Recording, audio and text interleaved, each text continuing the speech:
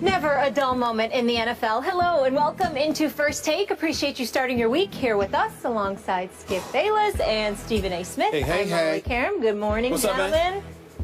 Condolences about your lost quarterback. Condolences about your Cowboys. Yeah, I know. We both lost our quarterbacks. We lost our quarterbacks, but somehow, some way, I feel good today. Yeah?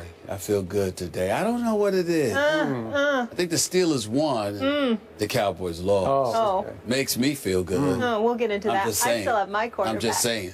All right, coming up, we're recapping all the major NFL storylines from Sunday. We'll hear from the guys on what they alluded to. The Cowboys taking their first L of the season at the hands of the undefeated Falcons. How about that? Plus, Cam Newton and the Panthers also have a perfect record, but not everything was smooth sailing Sunday. Wait till you hear what Ed Hockley, the referee, said to Cam yesterday. We'll react to that. But first, the Eagles got their first win of the season on the road in New Jersey, defeating the Jets 24-17. Darren Sproles returned to punt 89 yards for a score. Ryan Matthews rushed for over 100 yards while starting in place of the injured DeMarco Murray. The Eagles improved to 10-0 all-time against the Jets, who are coming off a victory at Indianapolis last Monday night. Philly aided by 3 Ryan Fitzpatrick interceptions.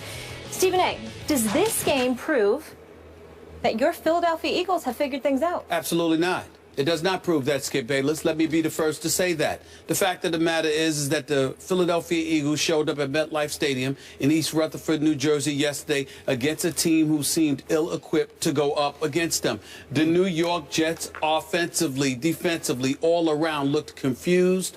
They looked lost. They looked pathetic. And by the way, I might add, it just irritated not just Jet fans, but anyone who looks at the Jets and continuously finds themselves in a position that whenever you sit up there and say the Jets have arrived, that somehow, some way the Jets are okay, something else happens. Now, you can sit up there with that face of yours, all right, sitting there going like this. Well, you know what? I'm not caught up in it either. I told you that the Eagles weren't going to do anything in the NFC East. I told you not to get caught up in there. Oh, so what, all right? I don't feel like sitting there and giving you kudos for that because we'll get to your Cowboys soon enough. But I will say this to you.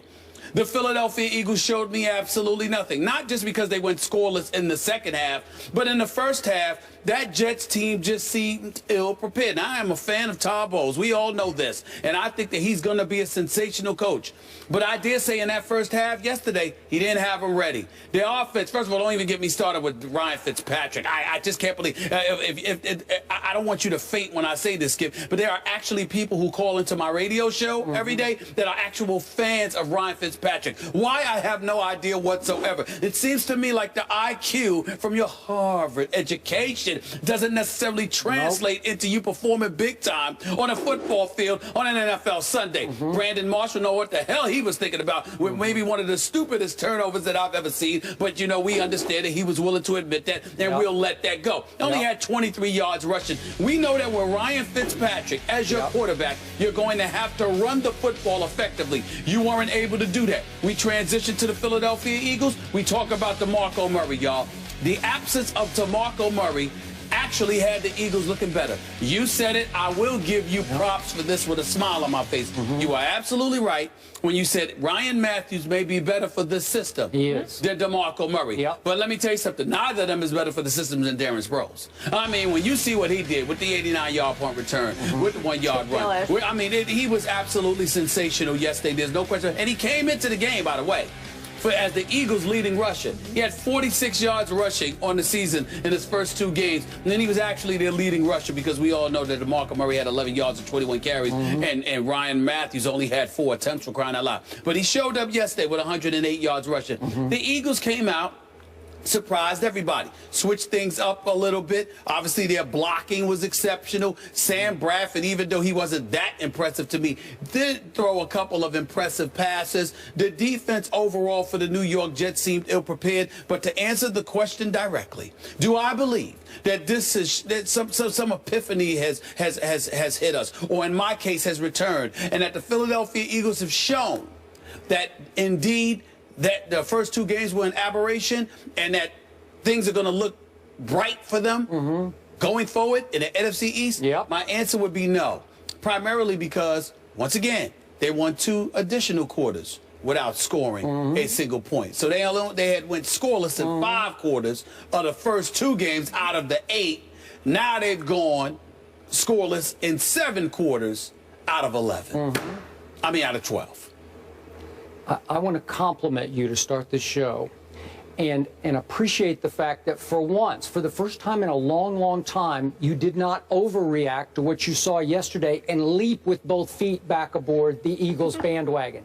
That is impressive perspective on your part, because I did warn you on Friday, I thought the Jets were going to blow this game. Molly actually sided with me after I went out on the limb. That's about as far out on the limb as you can get. But what was my theory? Right. My theory was, it's the theory of too good to be true. When the whole world says that one decent team has 0 chance against another really good team, but the Eagles are still a decent team. I never said they weren't. I got problems with Chip Kelly, but they got talent on that team. They have talent.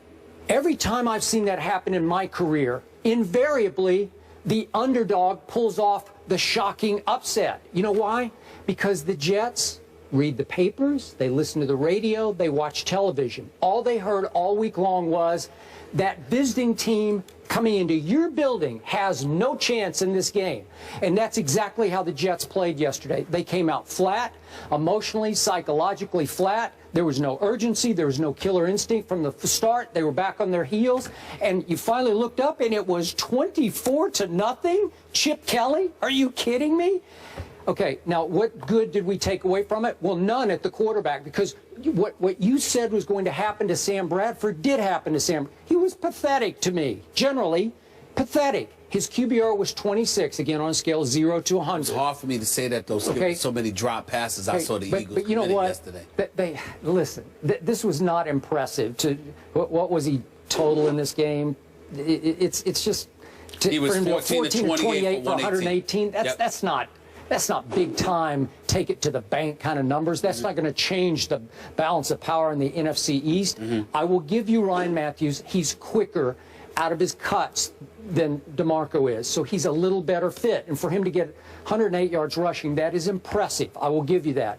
I thought their defense came to play just because they've been shamed so much that it was the reverse psychology of these guys came out like, okay, watch this. We ain't this bad.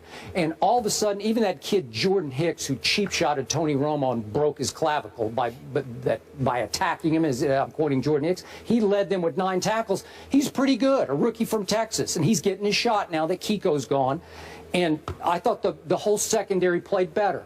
But guess who they were playing against? It's the same old Ryan Fitzpatrick. He's okay, but when you least expect it, he's going to throw it to the other team. So if you throw it to the other team 3 times, and then Brandon Marshall tries to make the ultimate hero play, and I'm not going to condemn him for it either, because they're down 17-0 on the Brandon Marshall play, and it was the equivalent of the basketball player going into the lane and going up to make a pass or a shot and then having nowhere to go. He thought he had to throw it back to somebody to make some sensational play, and there was nobody to throw it to except the wrong team. So you turn it over 4 times. Darren Sproles, you allow to get loose and take it all the way to the house on a punt return, which is like a turnover to me. It's like a touchdown turnover. So there are 5 huge blunders. You're not going to be able to overcome it even at home. Now, I think the Jets are a little overrated. I wasn't with you. You said they're a wild card team. I got Buffalo as the wild card team coming out of that division. Correct. That is correct. Okay, I'm still not sold, but when, obviously, if Revis is a little nicked, and Antonio Cromartie can't finish the game because he's got his knee, and Ivory can't go, if you take away those little edges at those positions, all of a sudden they're vulnerable because the game is going to come back on Ryan Fitzpatrick. He had to throw 58 passes yesterday. Well, I don't think he had to, and that was one of the other things, Skip. Well, I don't think he had to throw the 58 passes. Is that a Chan Gailey issue? Not to mention, I think it is. And then the other thing is that I think that the Jets' pass rush will be significantly upgraded once Sheldon Richardson comes back. Maybe. I mean, when I made my pick, it was under those premises, and I still stand by him. Yeah. Well, big picture, again, will the Jets bounce back and be pretty good? They will. But I am not betting on this Philly team. I'm still not going to bet on them in the East. And it's the only positive I could, as a Cowboy supporter, that I could take away from yesterday was they did win, but they didn't win impressively to me. They won by default because the other team didn't show up. I totally agree with that. And I'm of the mindset, listen, there's still a lot of work that they have to do. I guess a win could do a lot of confidence for you. But to me, what I'm seeing from you got to remember, Sam Bradford decided to bet on himself. He thought that he was worth more money that they were offering. He's betting on himself. I don't know how wise of a bet that appears to have been. But that also means there is the possibility that he could be gone from the Eagles as of next season. You're Chip Kelly, not that Nick Foles is anything to brag at home about, to go home and brag about, but at the same time, you know, who's going to be your quarterback in the future? What kind of players are you going to be able to get? These are all the kind of things that I think we need to watch out for and monitor with Chip Kelly and his Philadelphia Eagles, because I'm not sold. I'm not sold based on what I'm seeing. Right, and before we go completely gaga over what Sproles did yesterday, I'm going to remind you, he carried the ball 11 times for a total of 17 yards, and he caught 4 passes for a total of 19 yards. So it wasn't within the confines of the offense he did his damage. Right. You just can't let him catch a punt and have room to run with it. Right. It's your fault. The joke's on you. That's your fault. Yeah, that's fair. Because you can kick it away from him. You cannot let him loose. That's fair. That's fair. He sure is fun to watch, though. Oh, he's fun when he gets so going. Oh, yeah. He's fun to watch, yep. All right, so the Redskins, Eagles, and Giants are all now tied at 1-2 behind the Cowboys.